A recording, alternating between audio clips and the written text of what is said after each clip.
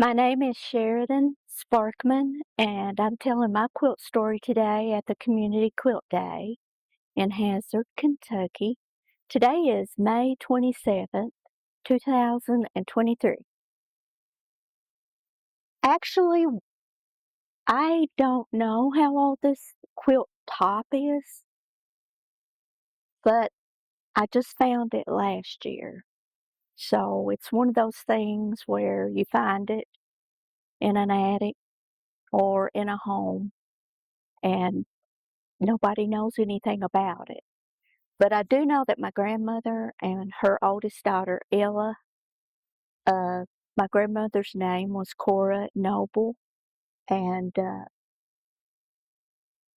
she hand-pieced each of these squares. And I was a little skeptical about putting a modern piece of flannel on it, but I was really mostly concerned as a long-arm quilter to get it nailed down to where it will not ravel when it is washed. Um, I can tell you that when I put this on the long arm, I thought, oh my gosh, this is going to stretch because anything hand stitched doesn't, it usually gets wonky on you. This one never did. I do not understand it because you can tell that these squares are not exactly in alignment. They're not perfect. But when I got to the last row, it laid in alignment on my long arm, and you could tell from the sides that it will lay very flat on the bed as well. I was really surprised at how well they hand stitched it, I guess. I'm going to take a guess, and you may know more, but I'm going to guess that this fabric is somewhere in the 50s and 60s. I don't think it's older than that because my grandmother, they were farmers. My grandmother and grandpa were farmers, and most of their day was work. They had very little time to do quilting. I'm going to guess that it took my grandmother and my aunt probably 40 years to complete it. I'm guessing because anything earlier, say in the 1940s or 50s, it's going to be fabric remnants. This looks like it was purchased. So I can remember her working on it in the 70s.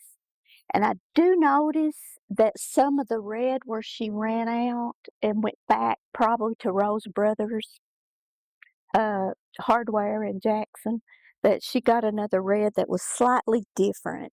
She got a little slightly different red on it. But that was new for her to be able to purchase fabric and make a quilt. I mean, we don't think about that. That's all we know today.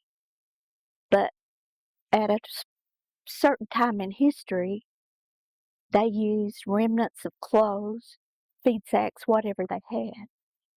But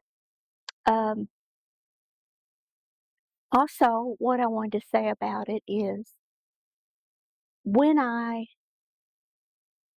had to decide what pattern to quilt it with, I thought, why not go ahead with the crosshatch like it is and just make it as small as I can. And I'm trying to nail it down. I want to use it. I don't want to put it away.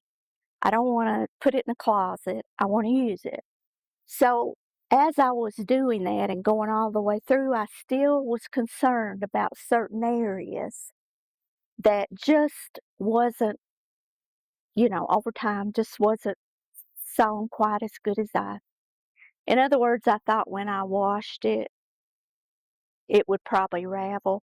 So that's when I came in with these little twirly things here with my long arm, and I just kind of did it it's silver, but it's kind of in the background.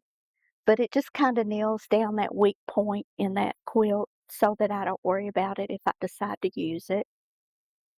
Um, when I was deciding on the flannel, actually, it was about the only thing in the store that actually matched this.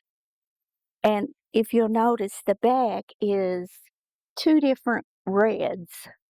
So it would include the red of the old red that you purchased and the new red you purchased, and, you know, throw another red in there to confuse your eye when you look at it. It matches. So, I think the crosshatch does something to the back flannel, and I like when you look at flannel on the shelf, the thing I like about the flannel is the raw edge, and that's always what everybody cuts off. Well, I didn't wanna cut that off. I didn't wanna cut it off, so when I come around with the hem, I folded it back over and let that ravel. And also, when I come up the middle, I let it show on the back. So it's okay to be a little bit imperfect and have a little raveling here and there. And I know it's an old quilt, but I think the reason it was left behind is it just was too modern. It doesn't look traditional. So, I mean, you don't have your little blocks and designs on every, it's just very modern, which is exactly why I like it. So, it's a modern top that's very old, hand stitched, with new flannel in the back. And that's my story.